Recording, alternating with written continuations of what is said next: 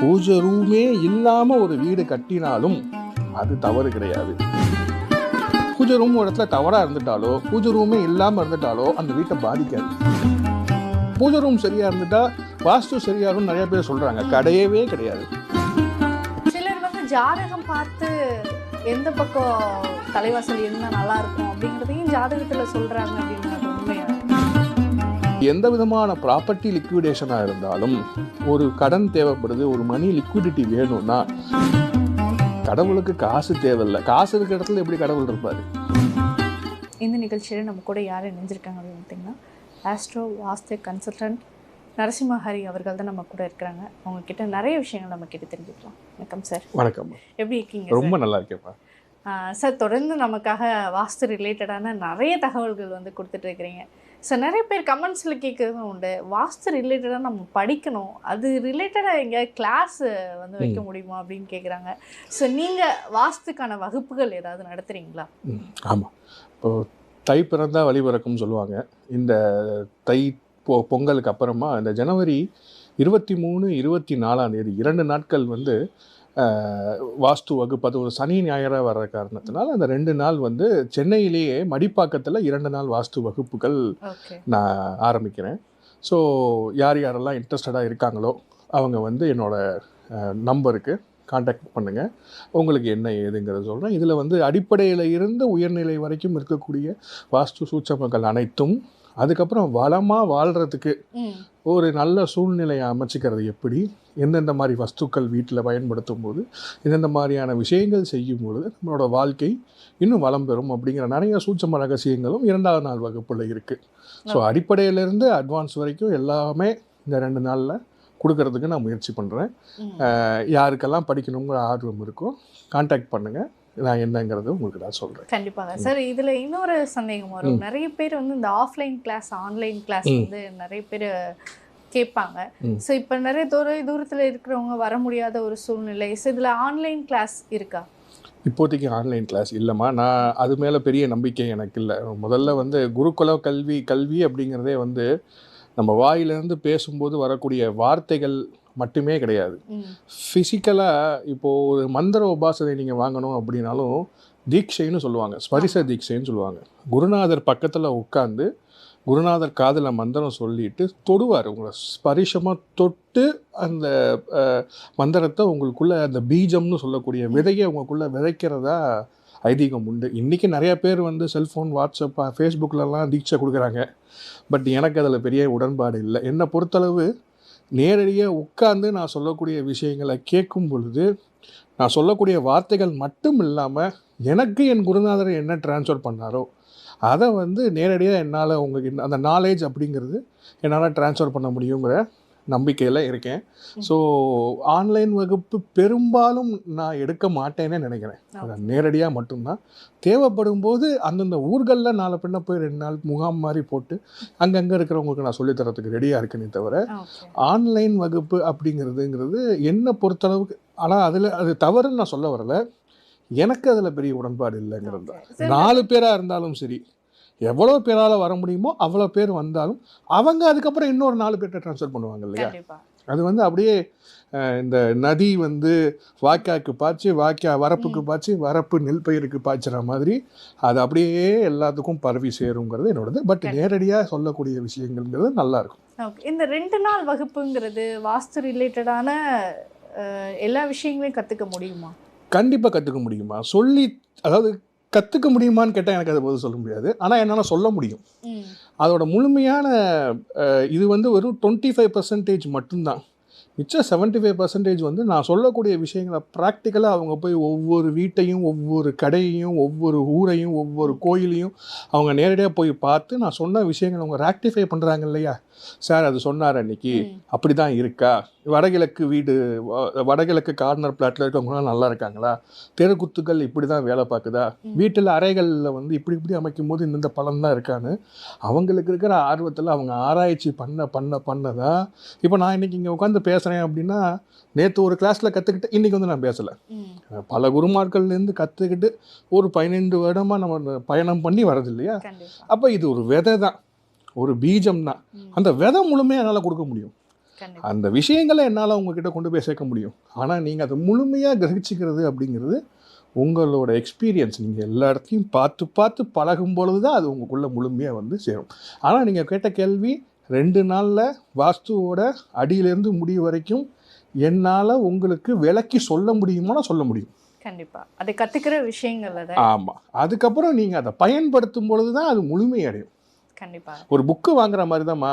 அன்றைக்கி ஒரு நாளுங்கிறது நீங்கள் கடையில் போய் ஒரு புக்கு வாங்கிட்டீங்க அப்படின்னா அதில் இருக்கிற நாலேஜ் ஃபுல்லாக உங்களுக்கு வந்து அர்த்தம் இல்லைல்ல. எத்தனை தடவை அந்த புக்கை திருப்பியும் திருப்பியும் படித்து அதை நம்ம யூஸ் பண்ணுறோமோ அப்போ தான் அன்றைக்கி நீங்கள் புக்கு வாங்குறீங்க. ஓகே. அதுக்கப்புறமும் நீங்கள் ஒவ்வொரு இடத்துல போய் பார்க்குறீங்க இல்லையா, அங்கே அட்டன் பண்ணுறவங்க எல்லாரும் என்கிட்ட பேசலாம். சார் நீங்கள் அன்றைக்கி அது சொன்னீங்க இல்லையா, நான் இங்கே பார்த்தேன். இல்லை சார் நீங்கள் சொன்ன மாதிரி இல்லை, அந்த ஊழல்கள் வரலாம். ஓகே. அப்போ நம்ம அதை அனலைஸ் பண்ணி ஏன் ரூல்ஸில் இருந்தாலும் அதுங்க மாறி நடக்குதுன்னா வேறு என்ன காரணமாக இருக்கும். சயின்ஸ் தான் நம்ம அது எக்ஸ்பெரிமெண்ட் பண்ணி பண்ணி பண்ணி தான் மேலே கொண்டு வரும். கண்டிப்பாக. ஸோ வாஸ்து ரிலேட்டடாக எனக்கு படிக்கணும் அப்படின்னு ஆர்வம் இருக்கிறவங்க ஸோ தாராளமாக சாரை கான்டாக்ட் பண்ணி இதுக்கு ஏதாவது முன்பதிவு இருக்கா சார்? ஆமாம்மா. அட்லீஸ்ட் ஒரு 2 டேஸுக்கு முன்னாடியாவது நீங்கள் கன்ஃபார்மாக சொல்லிட்டீங்கன்னா, ஏன்னா உணவு அரேஞ்ச் பண்ணணும் இல்லையா, அதுக்காக மட்டும். ஸோ கண்டிப்பாக முன்பதிவு பண்ணிக்கோங்க. ஸோ கீழே நம்ம வந்து கான்டாக்ட் நம்பர் கொடுத்துருப்போம். ஸோ உங்களுடைய முன்பதிவை சார்கிட்ட தாராளமாக செய்துக்கலாம். ஸோ உண்மையாகவே அடுத்தது நம்ம விஷயங்கள் வந்து வாஸ்து ரிலேட்டடாக நம்ம நிறைய சந்தேகங்களுக்கு தொடர்ந்து தீர்வு கொடுத்துட்ருக்குறோம். ஸோ அந்த வகையில் வந்து பார்த்திங்கன்னா இப்போ வீடுகளில் இந்தந்த விஷயங்கள் இப்படி தான் இருக்கணும் அப்படின்னு பார்த்தாலும் சாமி வைக்கக்கூடிய பூஜை அறைக்கும் ஸோ வாஸ்து ரிலேட்டடான விதிமுறைகள் வந்து இருக்குது. ஒவ்வொருத்தரும் ஒவ்வொரு விஷயங்கள் வந்து சொல்கிறாங்க. பூஜை அறை இந்த திசையில் தான் இருக்கணும், சாமி படங்கள் இந்த திசையில் தான் மாட்டணும், விளக்கு ஏற்றும் போதும் சரி, பூஜை அறையில் நிறைய சாமி படங்கள் வந்து வைக்கக்கூடாது அப்படின்னு நிறைய வாஸ்து குழப்பங்கள் வந்து இருக்குது. சரியான பூஜை ரூம் எப்படி வடிவமைக்கிறது? கடைசியாக நீங்கள் கேட்டதுங்களா, சரியான பூஜை ரூம் எப்படி வடிவமைக்கணும் அப்படின்னு சொன்னீங்க தெரியுமா. சரியான பூஜை ரூம் வடிவமைப்பது அப்படிங்கிறது ரொம்ப மெட்டீரியலிஸ்டிக்கான விஷயங்கள் மூலிமா நம்ம அமைக்கவே முடியாது. அது ரொம்ப அழகாக இருந்தது நீங்கள் சொன்னது. சரியான பூஜை ரூம், அந்த சரியான பூஜை ரூம் அப்படிங்கிறது எங்கே அமையும் அப்படின்னா ஒரு ஜீவராசியோட மனதில் உள்ளத்தில் உள்ள கோயிலில் அமைவது மட்டுமே சரியான பூஜை ரூம். அதுதான் முழுமையான பூஜை அறைன்னு சொல்லக்கூடியது. மனதுக்குள்ளே உள்ளுக்குள்ளே இருக்கிற இறைவனை நம்ம என்னைக்கு உள்ளம் பெருங்கோயில் ஊனுடம்பு ஆலயம் கல்லல் பிரானுக்கு வாய் கோபுர வாசல் தெளிந்தாருக்கு ஜீவன் சிவலிங்கம் கள்ள புலன் ஐந்தும் காணா மணி விளக்கே திருமூலரோட வாக்கு. அப்போ நீங்கள் சொல்கிற அந்த சரியான பூஜை ரூம் அப்படிங்கிறது வந்து மனசுக்குள்ளே தான் அமையுமே தவிர அகத்தில் தான் இருக்குமே தவிர புறத்தில் அதை வெளியே கொண்டு வரவே முடியாது. அதை நம்ம முயற்சிக்கிறோம், வெளியே கொண்டு வந்து நம்ம சரியான பூஜை ரூம் வந்து ஒரு வீட்டுக்குள்ளே ஒரு அங்கமாக கொண்டு வரணுங்கிறது நம்ம முயற்சிக்கிறோம். திருப்பியும் நான் கான்ட்ரவர்சியலாகவே பேசுகிறேன். ஒரு வீட்டுக்கு பூஜை ரூம் கண்டிப்பாக தேவையா? என்னை பொறுத்தளவுக்கு பூஜை ரூமே இல்லாமல் ஒரு வீடு கட்டினாலும் அது தவறு கிடையாது. புரியுதுங்களா? பூஜை ரூம் அப்படிங்கிறது பஞ்சபூத ஆராதனை. இப்போ வீட்டில் நான் திருப்பி என்ன சொல்கிறேன்னா, பஞ்சபூதம் அப்படிங்கிற ஒரு விஷயத்தோட சமநிலை தான் வீடு. பூஜைங்கிறது பஞ்சபூதத்தை சமநிலைப்படுத்துகிற ஒரு விஷயமே. மற்றபடி அதில் நீங்கள் இவ்வளவு தூரம் பூஜை ரூமை பற்றி நம்ம பெரிய லெவலில் எடுத்து பேசுகிறதுக்கோ செய்கிறதுக்கோ ஒரு விதமான விஷயம். பூஜை ரூம் ஒரு இடத்துல தவறாக இருந்துட்டாலோ பூஜை ரூமே இல்லாமல் இருந்துட்டாலோ அந்த வீட்டை பாதிக்காது. அது ஒரு நியூட்ரல். அது வாஸ்துவை பொறுத்தளவுக்கு ஒரு ஏன்னா கன்மே பகவான் கடவுள் எல்லா இடத்துலையும் இருக்கிறான். அதை ஒரு ரூம்குள்ளே போட்டு நம்ம அடைக்க வைக்கிறது அது ஒரு சடங்கு செய்கிறதுக்கோ இல்லை நம்மக்குள்ளே இருக்கிற சமநிலையை உணர்றதுக்கோ ஒரு இடமே தவிர மற்றபடி அதுக்கு அவ்வளவு பெரிய ஒரு இம்பார்ட்டன்ஸ் அப்படிங்கிறது என்னை பொறுத்தளவு கிடையாது. யார் ஒருத்தன் அதாவது மனமது செம்மையானால் மந்திரம் ஜபிக்க வேண்டாம். அப்போ மனசு யாருக்கு ஒருத்தனுக்கு செம்மையாக இருக்கோ, மனசு யார் ஒருத்தனுக்கு சுத்தமாக இருக்கோ அவனுக்கு பூஜை ரூமே தேவையில்லை. ஆனால் நம்ம எல்லாத்துக்குமே மனசு சுத்தம். எனக்கே நான் இப்போ இவ்வளோ பேசுகிறேன்னா என் வீட்டில் பூஜை ரூம் இருக்கா, 2 பூஜை ரூம் வச்சுருக்கேன். பூஜை ரூம்னு இல்லை, பூஜை அலமாரிகள் 2 வச்சுருக்கேன். புரியுதுங்களா? அப்போ என்ன அர்த்தம்? என் மனசும் இன்னும் பக்குவப்படலை. ஏன்னும் இவ்வளோ பேசினாலும் எனக்கும் அந்த சில விஷயங்கள் தேவைப்படுது. அந்த ரூபம் சொல்லக்கூடிய ஃபோட்டோஸ் வைக்கிறது அது எல்லாமே இன்னும் நமக்கு தேவைப்படுது. ஏன்னா நம்மளோட சென்டர் ஆஃப் கான்சன்ட்ரேஷன் சுற்றி இருக்கக்கூடிய கடவுள் நம்ம ஒரு 5 நிமிஷமாவது ஒடுங்கி நின்று அவரை உணர்றதுக்கு ஒரு இடம் தேவைப்படுது. புரியுதுங்களா? அவ்வளவுதான் பூஜை ரூமே தவிர அதில் வந்து நமக்கு மூட நம்பிக்கையை கொண்டு வந்து செலுத்தி இன்றைக்கி அது இல்லாமல் எதுவுமே கிடையாது. பூஜை ரூமை நான் அப்படி இப்படி வச்சுட்டா என் வாழ்க்கை எவ்வளோ மோசமான வாஸ்து உள்ள வீட்டில் இருந்தாலும் பூஜை ரூம் சரியாக இருந்துட்டா வாஸ்து சரியாகும்னு நிறைய பேர் சொல்கிறாங்க. கிடையவே கிடையாது. பூஜை ரூமே இல்லாமல் இருந்தாலும் பரவாயில்ல, வாஸ்து நல்லா இருந்தால் அவங்க நல்லா வளர்ந்து வருவாங்க. நான் ரிவர்ஸாக சொல்கிறேன். சரி, இப்போது பூஜை ரூம் எங்கே இருக்கணும் அப்படிங்கிறத ஓரமாக வச்சுருங்க. ஒரு விஷயம் சொல்கிறேன், பூஜை ரூம் எங்கே இருக்கக்கூடாதுங்கிறத வச்சுக்கோங்க. இது எல்லாத்துக்கும் பயன்படும். அதை மட்டும் வச்சுக்கோங்க. அதை தவிர வீட்டில் வேறு எங்கே வேணால் பூஜை ரூம் இருக்கலாம். இதை மட்டும் தெரிஞ்சு அப்போ தானே அவங்களுக்கு யூஸ்ஃபுல்லாக இருக்கும். இந்த இடத்துல இருந்துச்சுன்னா மாற்றிடுங்க. 2 இடமா. முதல்ல வடகிழக்குன்னு சொல்லக்கூடிய ஈசானிய மூலையில் பூஜை ரூம் வர்றது, அதாவது எக்ஸாக்ட் ஈசானியம் சொல்கிறேன், அந்த மூலையில் வர்றதுங்கிறது அவ்வளவு விசேஷம் அல்ல. அந்த இடத்துல பூஜை ரூம் வைக்கிறவங்களுக்கு சில சிக்கல்கள் வருது. ஏன் நம்ம திருப்பி சயின்டிஃபிக்காக அணுகும் பொழுது ஈசான்யம் அப்படிங்கிறது தான் துவாரம், வாஸ்து புருஷனோட தலை இருக்கக்கூடிய பகுதி. அங்கே தான் அவருக்கு கண்ணும் இருக்குது, காதும் இருக்குது, வாயும் இருக்குது. இது வழியாகத்தான் நம்ம ஐம்புலங்களில் எல்லா விஷயத்தையும் கிரகிக்கிறோம். காதால் கேட்குறோம், கண்ணால் பார்க்குறோம், வாயால் சாப்பிட்றோம், மூக்கால் மூச்சு விடுறோம். இது எல்லாமே ஒரு வீட்டோட வடகிழக்கு பகுதியில் தான் இருக்குது. அப்போது இன்புட் ஆர்கன்ஸ் ஃபுல்லாகவே அங்கே தான் இருக்குது. அப்போது அது வழியாக வரக்கூடிய விஷயங்கள் தான் மொத்த வீட்டுக்கும் ஆரோக்கியத்தை கொடுக்கும், ஐஸ்வர்யத்தை கொடுக்கும், நிம்மதியான வாழ்க்கையை எல்லாமே கொடுக்கும். அந்த கார்னரில் நீங்கள் ஒரு ரூமை போட்டு அதை தடுத்துட்டீங்க அப்படின்னாலே அங்கேருந்து வர வேண்டிய விஷயங்களை தடுக்கிறீங்கன்னு அர்த்தம். புரியுதுங்களா?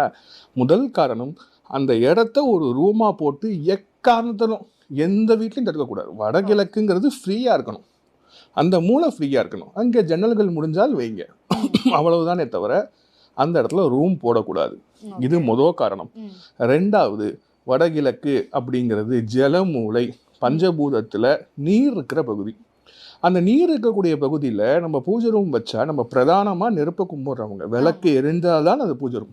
அப்போ அங்கே நெருப்பு வைக்கிறது அப்படிங்கிறதும் அந்த கான்ட்ரடிக்டிவ், ஒரு பூதமும் இன்னொரு பூதமும் ஆகாது. அப்படிங்கும் போது அதை ரெண்டுத்தையும் நம்ம சேர்க்கும் பொழுது அங்கே ஒரு ஸ்பார்க், ஒரு தப்பான ஒரு விஷயம் பிறக்குது.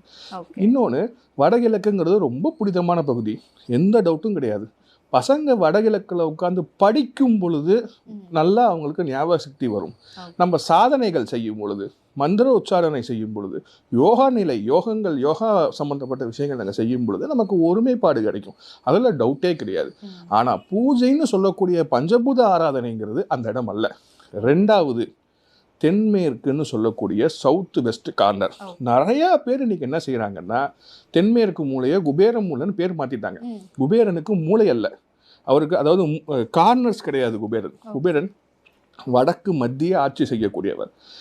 தென்மேற்குங்கிறது நிருதி நிரோபாரம்னு சொல்லக்கூடிய நிருதிங்கிற டயட்டி இருக்கக்கூடிய இடம். அங்கே காசு இந்த மெட்டீரியலிஸ்டிக் லைஃப்பில் என்னென்ன தேவையோ அதெல்லாம் அங்கே கொண்டு போய் வச்சோம்னா ஸ்டேபிளாக இருக்கும். அப்படிங்கிறனால நம்மளோட பட்டுப்புடவை, நகைகள், டாக்குமெண்ட்ஸு, அப்புறம் நம்ம பெட்ரூம், தாம்பத்திய வாழ்க்கைக்கு முக்கியமான இடமா அதை நம்ம வச்சுருக்கோம். அப்போது அது அங்கே எல்லாம் இதெல்லாம் நடக்குதுங்கிறனால காசுக்கு அடுத்த தான் கடவுள் இருக்காருன்னு நம்ம நினச்சிக்கிட்டு அதை குபேர மூலன்னு சொல்லி நம்ம அங்கே சாமியை வைக்கிற பழக்கம் நடுவில் வந்துருச்சு. அது மிகப்பெரிய தவறு. கடவுளுக்கு காசு தேவையில்லை. காசு இருக்கிற இடத்துல எப்படி கடவுள் இருப்பார்? அவர் அதுக்கெல்லாம் அப்பாற்பட்டவர், எல்லாமே அவருக்கு ஒன்றுதாங்கிறதுனால அது நிருதி. இப்போ இதில் நவகிரகங்களில் சொன்ன போல் ராகு ஒரு கரும் வாம்பு இருக்கக்கூடிய இடம் சவுத் வெஸ்ட் கார்னர். சொல்லப்போனால் அதுதான் உண்மையான திசை பிசாசுன்னு சொல்லக்கூடிய. நீங்கள் தஞ்சை பெரிய கோயிலில் போனீங்கன்னா அங்கே லிங்கத்தை பிரதிஷ்டை பண்ணுறதுக்கு சிரமம். ஒரு திசை பிசாசு விளக்கி விட்டுச்சு, பானத்தில் லிங்கம் உட்காரலை. அப்போது இடைக்காட்டு சித்தர் போய் அங்கே கருவூரா சித்தர் போய் அதை அஷ்டபந்தனை பண்ணி கொடுத்தாருங்கிற வரலாறு இருக்குது. அங்கே ஒரு திசை பிசாசு நின்றுச்சுன்னு சொல்லுவோம். அந்த மாதிரி சவுத் வெஸ்ட் கார்னருங்கிற ஒரு திசை பிசாசுன்னு சொல்லக்கூடிய ஒரு தப்பான விஷயம் இருக்கக்கூடிய இடம். அதுக்காகத்தான் நம்ம சவுத் வெஸ்ட் கார்னரில் மாஸ்டர் பெட்ரூம் கொடுத்து அந்த இடத்துல நம்ம மாஸ்டர் ஆஃப் த ஹவுஸ் படுக்கணும்னு ஏன் சொல்கிறோம்னா, அங்கே அந்த வீட்டோட மாஸ்டர் படுக்கிறோன்னா வேற ஒன்று வந்து படுக்கும். புரியுதுங்களா? அது நம்ம வீடு நம்ம கையை விட்டு போயிடுங்கிறனால அதை நம்ம ஹையஸ்ட் பாயிண்ட் ஆஃப் த பில்டிங்கை வைக்கிறோம், வெயிட்டு போடுறோம், அடைக்கிறோம். இதுக்கு பின்னாடி இவ்வளோ சுச்சமங்கள் இருக்குது. அப்போ அந்த இடத்துல போய் நீங்கள் புனிதமான கடவுளை வச்சு பூஜை பண்ணீங்கன்னா அந்த டேட்டே அதுக்கு ஸ்ட்ரெயிட் ஆப்போசிட்டான விஷயங்களை செய்யும். அது உலக இன்பங்களுக்கான விஷயம். புரியுதுங்களா? அது சந்தோஷமாக இருக்க வேண்டிய விஷயம், காசு பணத்தை வைக்க வேண்டிய விஷயம், ஸ்டேபிளான விஷயம். அது பூஜை செய்வதற்கு அல்ல. அதனால் இது ரெண்டுமே தவறு. இதை ரெண்டை தவிர நீங்கள் வேறு எங்கே வேணால் வைக்கலாம். ஓகே, இது சிம்பிளாக சொல்கிறேன். இதுலேயும் ஸ்பெசிஃபிக்காக ஒரு சில இடங்களில் நெருப்பு எங்கே எரிஞ்சால் உங்களுக்கு நல்ல பணம் தரும் அப்படிங்கிறதுக்கு நான் அடுத்த விஷயங்களில் சொல்கிறேன். கண்டிப்பாக கண்டிப்பாக. சரி, இப்போ பொதுவாக நம்ம ஒரு விஷயம் எல்லாருக்கிட்டையும் கேட்குறது வந்து கடன் நம்ம வாங்கிடுறோம், பட் ஆனால் அதை அடைக்கிறதுக்கு வந்து நிறைய பிரச்சனைகளை வந்து சரிக்கணும், நமக்கு தேவையான பண வரவு கிடைக்க மாட்டேங்குது, பொருளாதாரத்தில் சிக்கல் வருது அப்படின்னு. ஆனால் என்னதான் இருந்தாலும் கடன் வாங்குறது அப்படிங்கிறது ஒரு அத்தியாவசிய தேவையாக மாறிடுச்சு. நமக்கு ஒரு இக்கட்டான சூழ்நிலையில் பணம் கிடைக்குமா, நான் ஒருத்தட்ட கேட்டிருந்தேன், அவர் இன்ன வரைக்கும் தரேன்னு சொன்னார், கிடைக்கல. பேங்க்கில் லோன் அப்ளை பண்ணியிருக்கேன், இன்ன வரைக்கும் எனக்கு அதுக்கான பணம் வந்து இன்னும் கிடைக்கல அப்படின்னு சொல்கிறவங்களையும் நம்மளால் பார்க்க முடியுது. இந்த அத்தியாவசிய தேவைக்காக கடன் வாங்குறது கிடைக்கணும் அப்படிங்கிறதுக்காக ஏதாவது டிப்ஸ் இருக்கா? நல்ல கேள்விமா. அதாவது கடன்கிறது என்றைக்கும் ஒரு தவறான விஷயம் கிடையாது. வாழ்க்கையில் கடன், நம்ம மூச்சே கடன் வாங்கி தான் விட்டுட்ருக்கோம், புரியுதுங்களா? வாழ்க்கையே கடன் தானே. இந்த 40 வருஷம் கடவுள்கிட்ட கடன் வாங்கி தான் நம்ம வாழ்ந்துட்டு திருப்பி நம்ம பரபிரம்மத்தோட போய் சேர்ந்துடும். அப்போது கடன்கிறது தவறு கிடையாது. அது தேவையான கடனா தேவையில்லாத கடனா அப்படிங்கிறது மட்டும்தான். ஒரு வியாபாரம் செய்கிறதுக்கு ஒருத்தவங்களுக்கு ஆசை இருக்குது, ஒரு ஹவுஸ் ஒய்ஃபுக்கு பேக்கரி வைக்கணும்னு ஆசை இருக்குது, பட் அவங்க எங்கே போய் காசு கேட்குறதுன்னு தெரியல. ஒருத்தர் வந்து ரொம்ப நாளாக அடிமை தொழிலில் இருக்கார், சின்னதாக ஒரு தொழில் செய்யணும்னு ஆசைப்பட்றாரு. அப்போ அவருக்கு அதுக்கு முதலீடுக்கு காசு தேவைப்படுது. காசு வந்துருச்சுன்னா நான் சம்பாரித்து திருப்பி அதை அப்படியே படிப்படியாக கட்டிடுவேங்கிற கனவில் அவங்க இருக்காங்க. இந்த மாதிரியான விஷயங்களுக்கெல்லாம் கடந்து ஒரு மருத்துவ செலவு அவசரமாக வந்துருச்சு, டைம் பீயிங்க்கு கிடச்சிருச்சுன்னா வேறு ஒரு சொத்து விற்று நான் அதுலேருந்து காசு எடுத்து இந்த கடனை அடைச்சிட்றேன் அப்படின்னு சொல்லுவாங்க. இல்லைனா பொதுவாகவே ஒரு விஷயத்தை லிக்விடேட் பண்ண முடியாமல் தவிக்கிறவங்க, என்கிட்ட ஒரு வீடு இருக்குது, இடம் இருக்குது, கார் இருக்குது, எனக்கு அவசரமாக காசு தேவைப்படுது, ஆனால் இது லிக்விடேட் ஆக மாட்டேங்குது. ப்ராப்பர்ட்டியாக இருக்குது, ஆனால் அது கையில் காசாக வர மாட்டேங்குது. அந்த மாதிரி லிக்விட் கேஷ் லிக்விடிட்டின்னு சொல்லக்கூடிய இடம் இது எங்கே இருக்குன்னா, ஒரு வீட்டில் சவுத் ஈஸ்ட் கார்னர், தென்கிழக்கு அக்னி மூலை தான். இதுக்கு முன்னாடி சொன்ன நெகட்டிவ் கடனுக்கும் இதுதான் சொல்லியிருப்பேன். கிரெடிட் கார்டு சம்மந்தப்பட்ட விஷயத்தில் மாற்றுறதும் இங்கே தான். அங்கே அக்னி இல்லாத பட்சத்தில் தவறான கடனில் போய் மாட்டிக்குவாங்க. அங்கே சரியான அக்னி இருக்கும் பட்சத்தில் அது கிரியேட்டிவான, நம்ம ஒரு விஷயத்தை உருவாக்கக்கூடிய விஷயங்களுக்கான கடனாக வந்து அது திருப்பி செலுத்தப்படும். அப்போ எந்த விதமான ப்ராப்பர்ட்டி லிக்விடேஷனாக இருந்தாலும் ஒரு கடன் தேவைப்படுது, ஒரு மணி லிக்விடிட்டி வேணும்னா அது சவுத் ஈஸ்ட் கார்னரே. அதுலேயும் இன்னும் சூட்சமமான விஷயம் என்னென்னா, ஒரு தென்கிழக்குன்னு சொல்லக்கூடிய ஒரு மூலையை நம்ம ஒரு கிச்சன்னு பிரிக்கிறோம். ஃபார் எக்ஸாம்பிள் சவுத் ஈஸ்ட் கார்னரில் ஒரு ரூம் கட்டுறீங்க, ஒரு கிச்சன் கட்டுறீங்க, அது 10க்கு 10 கட்டுறீங்கன்னு வச்சுக்கோங்க. அந்த சவுத் ஈஸ்ட் கார்னரில் நீங்கள் கட்டியிருக்கக்கூடிய 10க்கு 10 ரூமை விட அதோட நார்த் வெஸ்ட் கார்னர், புரியுதுங்களா? தென்கிழக்கின் வடமேற்கு, திருப்பியும் சொல்கிறேன், தென்கிழக்குங்கிறது அக்னி, அதில் இருக்கக்கூடிய வடமேற்குங்கிறது ரொட்டேஷன், புரியுதுங்களா? அந்த பர்டிகுலர் இடத்த பிடிச்சி நீங்கள் ஆக்டிவேட் பண்ணும் பொழுது, ஆக்டிவேஷன்னா ஒன்றும் கிடையாது, அந்த இடத்துல சுத்தமான ஒரு நெய் விளக்கு, அதுவும் மேல் நோக்கிய விளக்கு, காமாட்சி விளக்கல்ல, இந்த இதுவே இல்லாமல் அடியிலிருந்து திரி கொடுத்து மேல் நோக்கி எரியக்கூடிய சின்ன விளக்கு இருக்கும். மண் விளக்கல்ல, மண் விளக்குக்கு திசை உண்டுமா? மண் விளக்குன்னா நீங்கள் கிழக்க பாட்டு மட்டும்தான் ஏற்றணும். நான் சொல்கிறது என்ன விளக்குன்னா மணி விளக்குன்னு சொல்லுவாங்க. ஒரு சின்ன இப்படி நடுவில் ஒரு ஸ்டெம் மாதிரி இருக்கும், அதுக்குள்ளே நீங்கள் வந்து கொடுத்து திரியை வெளியே எடுத்தனா மேல் நோக்கி எரியும். மேல் நோக்கிய விளக்கு, சரிங்களா? சின்ன விளக்கு, மேல் நோக்கிய விளக்கு வாங்கி அதில் நெய், சுத்தமான நெய் விட்டு, நான் சொல்லக்கூடிய தென்கிழக்கு அறையோட, தென்கிழக்கு அது வந்து எல்லா வீட்லேயும் கிச்சனாக இருக்கணும்னு அவசியம் கிடையாது. ஒரு சிலர் அங்கே கிச்சன் வைப்பாங்க, ஒரு சிலர் வடமேற்கில் வைப்பாங்க. அப்போது அந்த சவுத் ஈஸ்ட் ரூமோட நார்த் வெஸ்ட் கார்னரில் அந்த விளக்கை வச்சு அங்கே நீங்கள் அந்த தீபம் ஏற்றும் பொழுது, தொடர்ந்து ஏற்றிட்டு வரும்போது இது ரொம்ப விரைவாகவே அந்த கேஷ் லிக்விடிட்டியை கொண்டு வந்து கொடுக்கும். நீங்கள் கேட்குற இடத்துல கடனை கொடுக்கும். இல்லைனாலும் வேறு ஏதாவது வழியில் உங்களுக்கு அந்த தேவைப்படுற கடனை கொண்டு வந்து சேர்க்குமா. இது கண்டிப்பாக ட்ரை பண்ணி பாருங்கள், தேவைப்படுறவங்களுக்கு இது கண்டிப்பாக ஒர்க் அவுட் ஆகுது. கண்டிப்பாக இந்த வீட்டினுடைய தலைவாசல் அப்படின்னு சொல்லுவாங்க, அது ரொம்ப ரொம்ப முக்கியமாக எல்லாருமே பார்க்குறது. தலைவாசல் எந்த திசையில் இருக்கணும், எந்த திசை நோக்கி இருந்தால் நல்லது, எந்த திசையில் இருக்கக்கூடாது அப்படிங்கிறது நிறைய விஷயங்கள் வந்து குழப்பத்திலேயே நிறைய பேர் இருக்கிறாங்க. பட் தலைவாசல் இருக்க வேண்டியது பர்ஃபெக்ட் திசை அப்படின்னா எது? இப்போது சிம்ம வாசல்னு, தலைவாசல், மெயின் டோர் அப்படின்னு இங்கிலீஷ் சொல்லக்கூடிய விஷயம் அப்படிங்கிறது தான் ஒரு வீட்டோட துவாரம். குகைக்கு துவாரம் இருக்கிற மாதிரி வீட்டுக்கு அது வழியாக தான் எல்லோரும் வந்து போகிறதுங்கிறதுனால அதுக்கு ஒரு இம்பார்ட்டன்ஸ் கண்டிப்பாக உண்டு. இன்னொன்று, திசைன்னு சொல்லும் பொழுது, இது நான் ஏற்கனவே பல தடவை சொல்லியிருக்கேன், திசை வந்து ஒரு பிளாட் நம்ம வாங்குறோம் அப்படின்னா அந்த பிளாட்டுக்கு பாதை தடம் ரோடு எந்த சைடு இருக்கோ, அது வடக்கு பார்த்த பிளாட்டாக இருந்தால் அந்த வீட்டுக்கு வடக்கு வாசல் தான் வைக்கணும். அது தெற்கு பார்த்த பிளாட்டாக இருந்தால் தெற்கு வாசல் தான் வைக்கணும். அதை மாற்றி வைக்கும் பொழுது தவறான எஃபெக்ட் எதுவும் கொடுக்காது. தலைவாசலுக்குள்ள ஒரு இம்பார்ட்டன்ஸ் இருக்காது, ஒரு நியூட்ரல் வாசலாக இருக்கும். ஏன்னு நான் திருப்பியும் சொல்லியிருக்கேன், ஒரு ஆறு ஓடும் பொழுது அந்த ஆற்றுலேருந்து நீங்கள் வாக்கியா வெட்டினீங்க அப்படின்னா அதுக்கு பெர்பண்டிகுலராக மூல மட்டத்துக்கு அதுக்கு பெர்பண்டிகுலர் டைரெக்ஷனில் தான் வெட்ட முடியும். வாக்கியாலேருந்து வரப்பு வெட்டுறீங்கன்னா அதே மாதிரி மூல மட்டத்துக்கு பெர்பண்டிகுலராக தான் கொண்டு போக முடியும். அதுலேருந்து வயலுக்கு பாய்ச்சும்போது அதே மாதிரி தான். அப்போ அந்த வீதி அப்படிங்கிறது தான் பொதுவாக அந்த எனர்ஜின்னு ஓடிட்டு இருக்கக்கூடிய ஆறுன்னு நீங்கள் எடுத்தீங்கன்னா அந்த திசையில் நீங்கள் வாசல் வைக்கும் பொழுது அது வீட்டுக்குள்ளே பிரவேசிக்குமே தவிர நீங்கள் வேற பக்கம் திருப்பி வாசல் வச்சுட்டு சுற்றி வாங்கினா அந்த விஷயம் சுற்றி வராது. புரியுதுங்களா?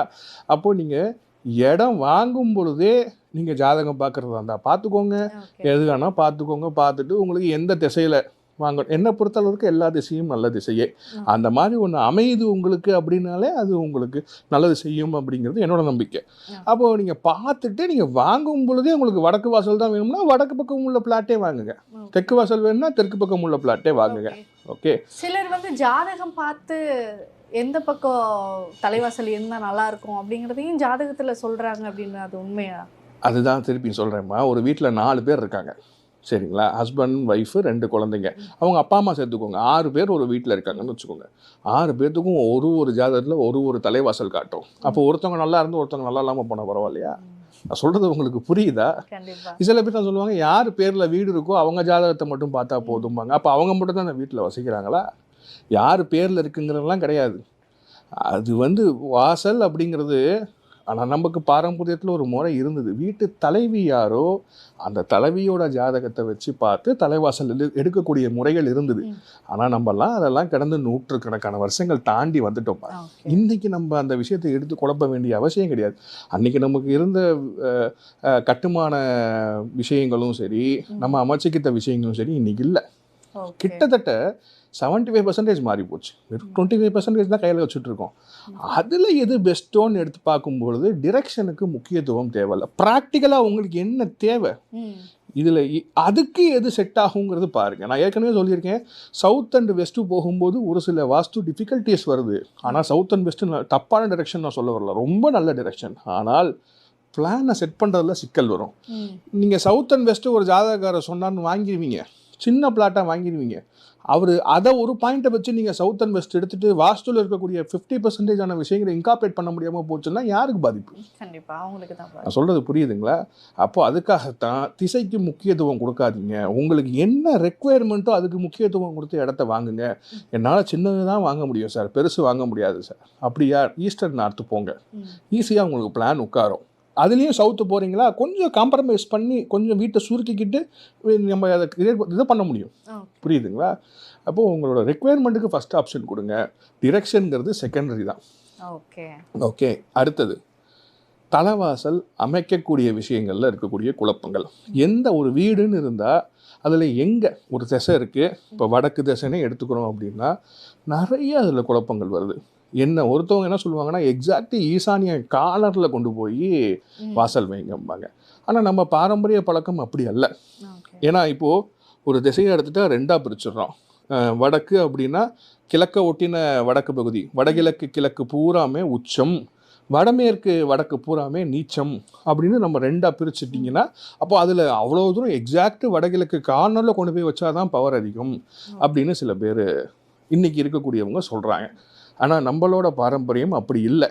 பெரிய பெரிய வளமையாக வாழ்ந்தவங்க வீட்டெல்லாம் எடுத்து பார்த்தா அந்த மொத்த திசை அவுட்டர் டு அவுட்டர் நம்மளோட நார்த்து சைடை பூரா 9ஆக பிரிக்கணும். பிரித்து அதில் வரக்கூடிய இப்போ இதில் ஜாதகம் பார்க்கலாம். இதில் நான் என்ன பண்ணுறேன் அப்படின்னா, அவங்க ஜாதகத்தில் நடுவில் வரக்கூடிய புதன், குரு, சுக்கிரன், இது 3ம் நடுவில் இருக்கக்கூடிய, அதாவது சூர்யாய சோமாய மங்களாய புதாயச்ச குரு சுக்கிர சனி ராகவே கேதவேன்னு 9ஆக பிரிக்கிறோம். அப்போ நடுவில் வரக்கூடிய அந்த 3 இடத்துல தான் நம்ம வாசல் அமைக்கணும். இதில் அவங்க ஜாதகத்தில் எந்த கிரகம் வலுவாக இருக்குது, இல்லை அவங்க எந்த மாதிரி பேங்கிங் இண்டஸ்ட்ரியில் இருந்தாங்கன்னா புதன் வாசல், புரியுதுங்களா? பெரிய ராஜாங்க வேலை அரசு வேலைன்னா குருவாசல், இல்லை அவங்க ரெண்டும் கலந்த வாணிபம் பண்ணுறாங்க, பிஸ்னஸ் பண்ணுறாங்கன்னா சுக்கிரவாசல். இல்லை நகைக்கடை சம்மந்தப்பட்டு டெக்ஸ்டைல் இண்டஸ்ட்ரி இருக்காங்கன்னா சுக்கிரவாசல்.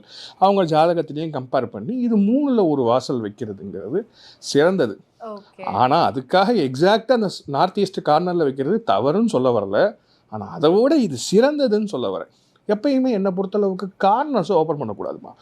மூளைகளில் இருக்கக்கூடியது ஒடுங்கும் சக்தி.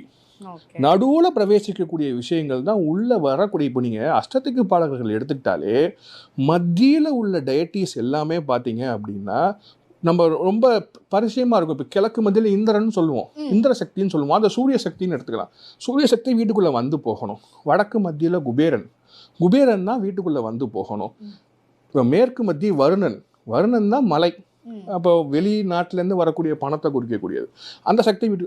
ஆனால் தெற்கு மத்திய மட்டும் சொல்லும்போது யமன்னு சொல்லுவோம். நான் எப்பயுமே மட்டும் தெற்கில் மட்டும் புதன் வாசல் திறக்க மாட்டேன்.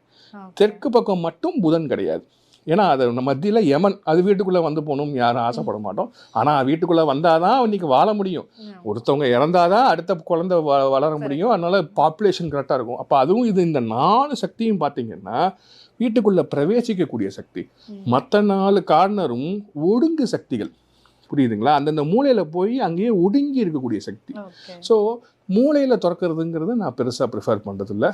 சென்டர்ஸில் திறக்கிறதுங்கிறது நல்ல ஒரு வளமையை கொடுக்குது. மத்திய வாசல்கள் அது அமைக்கிறது அப்படிங்கிறது, அந்த வாசல் எந்த மாதிரியான விஷயங்கள் அமைக்கணும்னா மரத்தால் தான் அமைக்கணும். புரியுதுங்களா?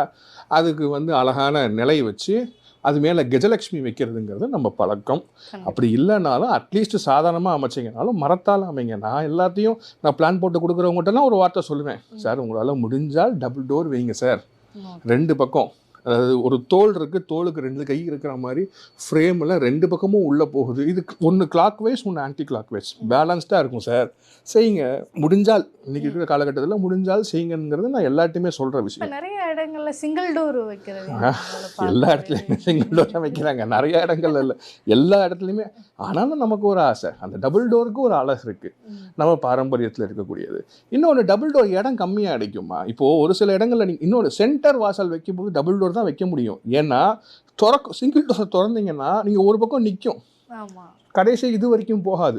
ஆனால் டபுள் டோராக இருக்கும் பொழுது அழகா பாதிக்கு பாதி தானே, ஒன்று இப்படி போயிடும், ஒன்று இப்படி போயிடும். அதனால் பேலன்ஸ்டாக இருக்கும், நல்லாயிருக்கும். அது ஒன்று சொல்கிறேன். இன்றைக்கி பார்த்தீங்கன்னா எல்லா பேரும் ஃபோன் பண்ணி, சார் ஸ்டீல் டோர் வைக்கலாமா, ஸ்டீல் டோர் வைக்கலாமா, சேஃப்டி சார், மரத்தை விடையா சார் சேஃப்டி, நம்ம மனசை விடையா சார் சேஃப்டி. ஸ்டீல் டோருங்கிறது வாசலுக்கு அலவுடு கிடையாதுமா. நல்ல மரத்தால் உள்ள டோர் வைங்க. அப்போது அதுக்கு இப்போ நில வைக்கும்போது கீழே 5 பொருட்கள் வைக்கக்கூடிய பாரம்பரியம் உண்டு. சங்கு ஸ்தாபிதம், கீழ் சங்கு மேல் சங்கு 2 சங்கு ஸ்தாபிதம் செய்யக்கூடிய விஷயங்கள்லாம் இருக்குது. அதெல்லாம் இல்லைனாலும் பரவாயில்ல, வாசல் மரத்தால், நல்லா சுத்தமான மரத்தாலையாவது வைங்க. ஸோ இதுதான் தலைவாசல் சம்மந்தப்பட்ட விஷயம். சார், நிறைய விஷயங்கள் நம்ம வாஸ்து ரிலேட்டடாக நிறைய சந்தேகங்கள், பொதுவாக இது எல்லாருக்கும் காமனாக இருக்கக்கூடிய சந்தேகங்கள் அப்படின்னு, பூஜை ரூமு, கடன் வாங்குறதுக்கு அண்டு வீட்டில் தலைவாசல் எங்கே வைக்கணும் அப்படிங்கிறது ரொம்ப நுணுக்கமாக சொல்லியிருந்தீங்க. அதனோட டெஃபினிஷனோட எப்படி இருக்கணும் அப்படிங்கிறதையும், அதோட வாஸ்துக்கான வகுப்புகள் நிறைய பேர் ஆர்வமாக காத்துட்ருப்பாங்க. வாஸ்து நான் படிக்கணும், ஆனால் அதுக்கான சரியான இடம் எனக்கு அமையலை அப்படின்னு தேடக்கூடியவங்களும் நிறையா இருப்பாங்க. அதற்கான வாய்ப்பும் இந்த நேர்காணலில் கொடுத்துருக்கீங்க. கண்டிப்பாக ஒரு பயனுள்ள தகவலாக இந்த நேர்காணல் அமைந்ததற்கு மிக்க நன்றி. ரொம்ப நன்றி.